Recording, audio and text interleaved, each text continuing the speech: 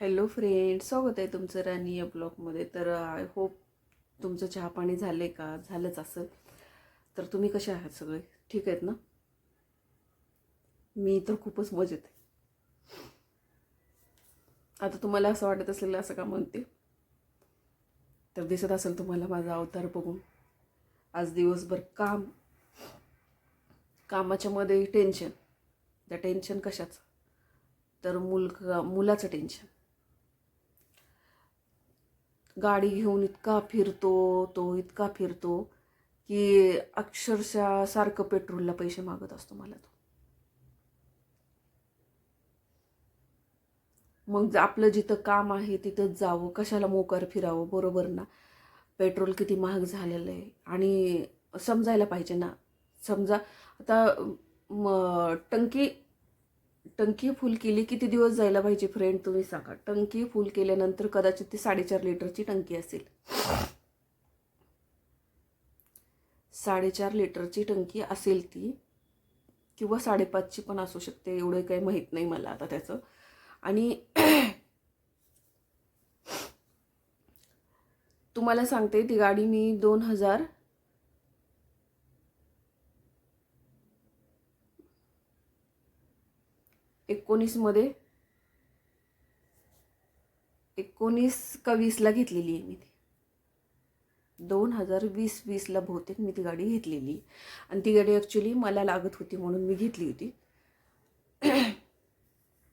आणि न्यूच आता अशा कंडिशनमध्ये आहे, कारण ती एक हाती गाडी वापरलेली आणि मी माझ्या गाडीला खूप जपते, खूप व्यवस्थित वापरते. मागील तुम्हाला सांगते 1 वर्षापासून ते 1.5 वर्षापासून तो कॉलेजला जातोय म्हणून मी आता कॉलेजला चाललेला आहे, तर त्याला नवीन गाडी घेऊन देण्यापेक्षा जाऊ दे, आपली गाडी घरीच असते, मला कधीतरी लागते, तर आपण आपली कामं त्यानं ज्या वेळेला घरी असेल, सुट्टी असेल त्यावेळेला करूया, किंवा संध्याकाळी असं. ऑफिसली काम असल्यानंतर मी मात्र गाडी ठेवून घेते, किंवा मी त्यालाच घरी ठेवून घेते आणि आम्ही दोघं सोबत जातो. मागील 1.5 वर्षापासून मी त्या गाडीला हात पण लावलेला नाहीये आणि बसलेली पण नाहीये. मी त्याला पेट्रोल टाकून टंकी फुल करून देते, किंवा 300-400चं पेट्रोल टाकलेलं असतं, तरी पण तो सारखं पेट्रोलच्या नावाखाली मला पैसे मागत असतो. आणि तो ॲक्च्युली काल तो गाडी पेट्रोल संपलं म्हणून तो दुसऱ्याची गाडी घेऊन स्वतःची गाडी तिथे लावून आला. आणि तो आल्याच्यानंतर बेल वाजवत होता. म्हटलं, का रे, तुझ्याकडे चावी नाही आहे का? तर नाही म्हणे, पेट्रोल संपलं गाडीतलं म्हणून मी दुसऱ्याची गाडी घेऊन आले. आणि मी म्हणजे आश्चर्य वाटलं मला. मी त्याला बोलले थोडंसं, तर त्यावेळेला पण तो मला ओरडून बोलला.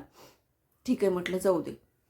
मग तो आज मला सकाळी परत तुम्हाला सांगते, पेट्रोल टाकावं लागेल, मम्मी पेट्रोलला पैसे दे. म्हटलं, पेट्रोल तू फिरतोय कुठे कुठे जातोय, तू नेमकं काय करतोय? म्हटलं, कॉलेजला जातोय ना तू, का तू फिरायला जातोय? म्हटलं. आणि बरं, फिरले तरी पण किती फिरावं? म्हटलं, अरे तू आठवड्याला 400 500चं पेट्रोल हे करतो. म्हटलं, आठवडासुद्धा नीट जात नाहीये, म्हणजे मग चाललंय काय, नाही का? राहू दे, लगेच राहू दे, मग मी गाडीच नाही नेत, मी पायीच जाईल, मी असंच करल, मी दुसरीच गाडी घेईल.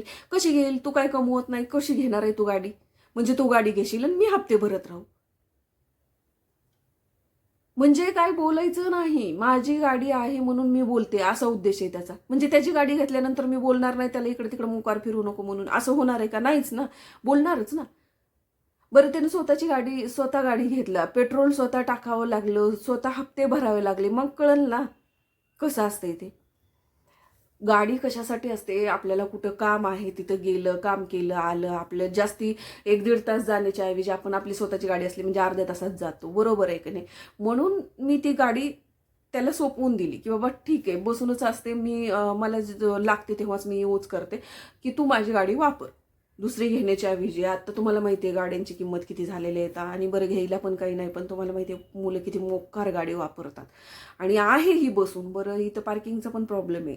जिथे मी आता राहते ना तिथं खूप प्रॉब्लेम आहेत, खूप. तरी पण मी ॲडजस्ट करते आणि करावी लागणार आहे थोड्या दिवसासाठी, कारण ना पार्किंगला जागा नाही आहे.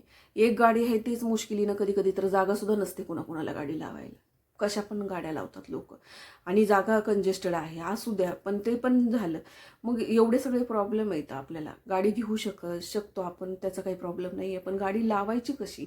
परत त्या गाडी लावण्यासाठी कटकट, इकडंच लावली तिकडंच लावली, घासलीच, हे केली ती केली, मग हे कशाला पाहिजे? म्हणून मी थोडंसं ॲडजस्ट म्हणून ती आहे की बसून राहून, तुम्हाला माहिती आहे प्रत्येक गोष्ट बसून राहिली की खराब होते. तर ती बसून राहण्यापेक्षा माझं असं म्हणणं आहे की बाबा हा रोज यूज करेल, जाऊ दे, म्हणून मी ती गाडी त्याला दिली. तर तुम्हाला सांगते, गाडी कितीदा तरी त्यानं पाडलेली आहे. त्या गाडीला क्रॅशेस पाडल्या, एवढी माझा त्या गाडीत जीव आहे, एवढं मला त्या गाडीशी लगाव आहे, एवढी गाडी सुंदर आणि महागाची गाडी आहे, आणि त्यानं पूर्ण त्या गाडीचे हे करत आणले. तरी पण मी इग्नोर करते, जाऊ दे. ह्याला बोललं ना की हा चिडचिड करतो, परत डायरेक्ट गाडी मी घेऊन जात नाही असं म्हणतो.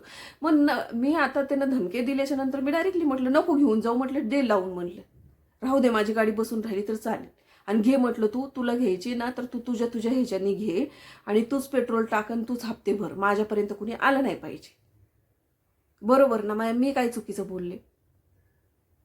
मग त्याच्यावरून तुम्हाला सांगते, आज दिवसभर एकतर काम, आणि कामामध्ये त्याची भुन भुन भुन भुन भुन भुन कुरकुर कुरकुर कुरकुर, अशीच करती तशीच करती तशीच करती तशीच करती. मग मधीच आला बाप. मग तो आल्याच्या नंतर काय, त्याला सांगायला गेले घरांना, असं करतो तो, तसा करतो, तुझ्यावरच गेलाय, असं तसं, तर लगेच झालं सुरू, सगळे माझ्यावरच गेल्यात, तू एकटी चांगली आहे, असंच आहे तसंच आहे, सारखं कशाला कुरकुर करते तू पण. आता मला सांगा फ्रेंड्स, कुरकुर नाही करू तर काय करू? हा मुलगा इतका त्रास देतोय की विचारायची सोय नाही.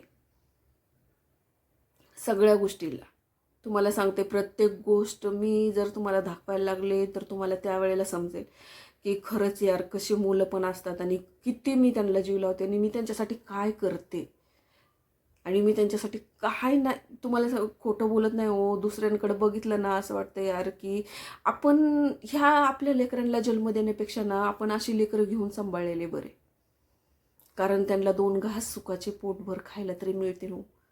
2 घासासाठी तरसलेले येतं, इथं सोन्याचा घास भेटतोय फ्रेंड्स, मी खोटं बोलत नाही. माझ्या घरामध्ये एवढे कपडे आणि एवढं खायला आहे, आणि एवढं सुख आहे माझ्या मुलांना, आणि मी देण्याचा प्रयत्न का करते की त्यांना वाटू नये की आम्हाला आमच्या आईनं काहीच केलं नाही. त्यांनी मी मेल्याच्या नंतर त्यांना आठवण यावी की आमच्या आईनं आम्हाला काही कमी पडू दिलं नाही, म्हणून मी एवढं सगळं करते. जसं आम्ही आमच्या वडिलाची, म्हणजे मी तरी वैयक्तिक माझ्या वडिलाची, खरंच माझ्या वडिलांनी आम्हाला इतक्या सुखसुविधा दिल्या, इतकं चांगलं सांभाळलं, इतकं खाऊन मन तृप्त केले आमचं की आमची अशी वासना होत नाही. कोण आमच्या शेजारी सोनं जरी बसून खात असेल ना तरी आम्हाला असं म्हणजे त्याच्याकडे बघावं असं वाटत नाही, एवढं आमचं मन तृप्त आणि भरलेलं आहे. तसंच मला असं वाटतं की मी माझ्या वडिलाची जागा घेऊ शकत नाही, त्यांच्या इतकं काही करू शकत नाही, कारण त्या काळामध्ये त्यांनी आम्हाला एवढं सांभाळले. तर विचार करा, आता तर इन्कम पण तसा असतो, महागाई पण वाढलेली आहे, आणि आता सगळं अवेलेबल असतं, म्हणून मी ती करण्याचा प्रयत्न करते की मी त्यांची बरोबरी करू शकत नाही, पण त्यांच्यासारखं थोडंसं देण्याचा प्रयत्न करते. तर हे आता असं झालंय, म्हणतात ना खाती पंढरी आठवती, तसाच काहीतरी प्रकार आमच्या घरात घडतोय. मुलीनं पण तो प्रकार करून खाती पंढरी आठवून घेतलेली आहे. सगळ्या सुखसुविधा देऊन, एवढी आझादी देऊन, एवढं फ्रेंडली देऊन, वागणूक देऊन. कारण तुम्ही विचार करा, कोणते मुलं आपल्या आईसोबत असं बोलतात? आता माझा मुलगा कालच बोलत होता की व्हॅलेंटाईन डे आलेला आहे, व्हॅलेंटाईन डेला जर मला गर्लफ्रेंड एक बी नाही भेटली तर मी बजरंग दलामध्ये सामील होणार आहे. मग जर ती इतकं शेअर करू शकतात तर माझ्या घरातलं वातावरण मी कसं ठेवलेलं असं तुम्ही सांगा. मी एवढं फ्रँकली वागते, एवढं फ्रँकली बोलते, आणि मला कुठल्याही त्यांच्या कशाची प्रॉब्लेम नसतो फ्रेंड्स. त्यांचे मित्रमैत्रिणी, तो रात्रीच्या 12-12, 12:30पर्यंत मैत्रिणीशी गप्पा मारत असतो. मी कधीही त्याला जाऊन डिस्टर्ब करत नाही. हा फक्त एकदा म्हणत असते लेट झालंय झोप ना आता, पण तो कुणाचा आहे कान लावून ऐकायचं, फोनच चेक करायचा, असल्या प्रकार मी कधीही करत नाही. कारण ना मित्रमैत्रिणी असतात आणि असतात, मी त्या गोष्टीशी ॲग्री करते.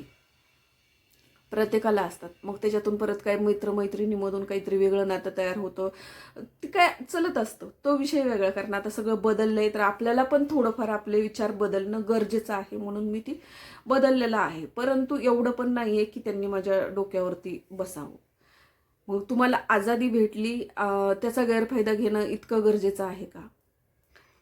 एखाद्याने तुम्हाला आझादी दिली, सुखसुविधा दिल्यात, तर तुम्ही त्याच्या डोक्यावरती नाही नाचायला पाहिजे ना. तुम्ही त्याचा गैरफायदा घेऊ नये, मला असं म्हणायचं. आमच्या लहानपणी आम्हाला सगळ्या सुखसुविधा भेटल्या, फक्त सुखसुविधा ह्या नाही भेटल्या. कधी आम्हाला मित्रमैत्रिणीशी फ्रेंडशिप करायला नाही भेटली, कधी आम्हाला असं मोकार बाहेर फिरायला नाही भेटलं, कधी आम्हाला कुठलेही फंक्शन अटेंड करायला नाही भेटले, कधी आम्हाला आमचं गाव सोडून बाहेर असंच मैत्रिणीसोबत फिरायला जायला नाही भेटलं. आम्हाला कधीही तसं काहीच नव्हतं. जे काय असेल ते घरामध्ये. खाण्यापिण्याची आणि कपडा लता ह्याची ऐश होती. बाकी असल्या फालतू गोष्टींचे आम्हाला काही नव्हतं. आणि आम्हाला त्यावेळेला ती शौक बी नव्हते. आणि असं वाटत पण नव्हतं आम्हाला कधी. असले कधी विचार पण येत नव्हते आमच्या डोक्यामध्ये. कारण त्यावेळेला म्हणजे खूप काही असायचं, खेळायचं हे ते, आणि असं वेगळंच वातावरण होतं. आणि आता काय आहे? तर आज सगळा दिवस असा माझा इतका बोरिंग गेलाय. मग त्याचा बाप आल्यानंतर त्याच्यासमोर ते सांगितलं तर ती काय माझी थोडी ना बाजू घेणार आहे, किंवा मुलाला म्हणणार आहे असं नको करू तसं नको करू.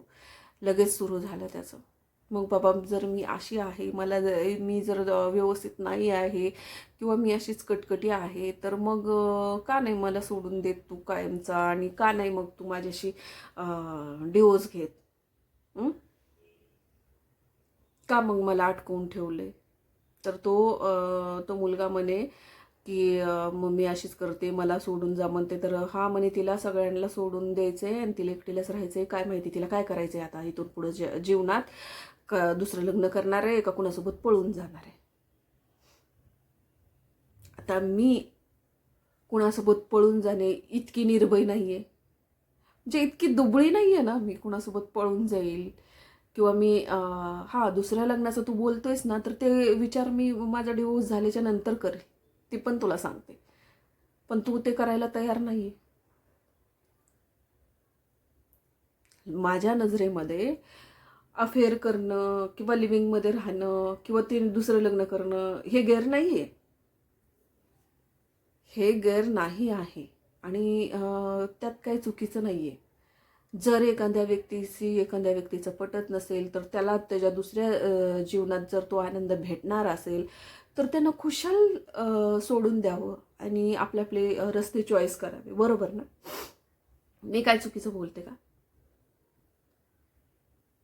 मला पळून जायला, हे करायला जायचं असतं तर बाबा मागेच, जेव्हा तू मला सोडून 2-2, 3-3 महिने येतच नव्हता ना ड्युटीला गेलेला, त्यावेळेला मी गेले असते रे.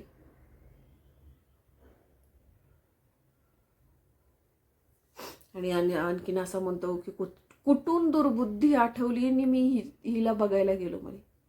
तर आता बघण्याचा किस्सा तर मी तुम्हाला पुढच्या व्हिडिओमध्ये सांगते. आता बरेच जण मला म्हणत होते घरातलं सोशल मीडियावर सांगू नको, पण आता मला सांगणं गरजेचं वाटतंय, सांगावं लागेल.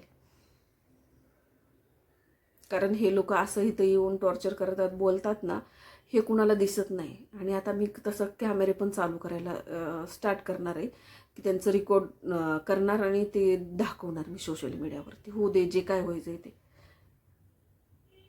ह्यांनी म्हणजे आता काय सांगायचं तुम्हाला, ती माझी सासू पण अशी खा करते माझ्यासोबत, मी ती पण तुम्हाला सांगायला सुरुवात करणार आहे.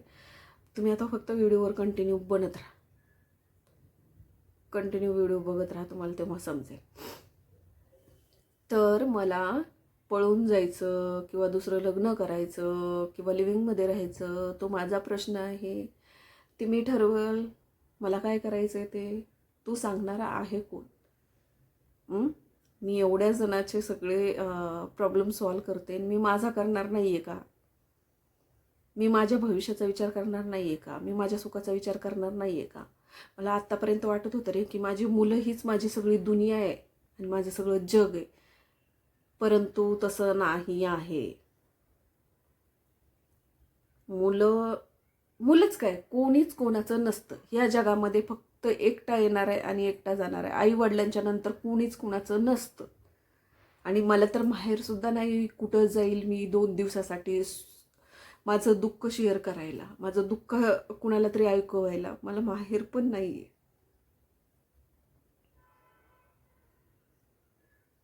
म्हणून मी इथं व्यक्त करते फ्रेंड्स, सॉरी त्याबद्दल बरं का. मला इथं शेअर करायचं नाही आहे, पण माझ्याकडे रिझन नाही आहे. कारण ना, ही गोष्टी फक्त आपण माहेरच्या लोकांशी बोलू शकतो, आईशी. मला आई नाही आहे. मी इथं माझी भाडास मी इथंच काढणार आहे.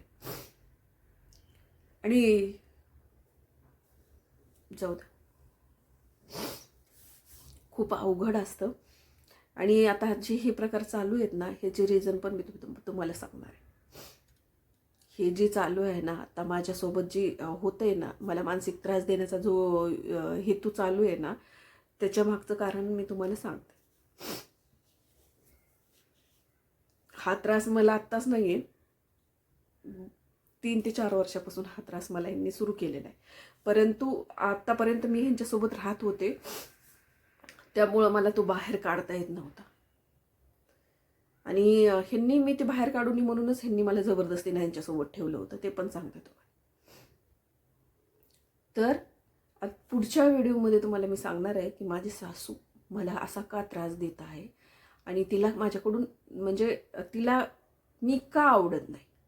तर चला भेटूया पुढच्या ब्लॉगमध्ये. तोपर्यंत मस्त खा, स्वस्त राहा आणि आपली आपली काळजी घ्या. आणि जर व्हिडिओ आवडला तर लाईक आणि सबस्क्राईब करायला विसरू नका.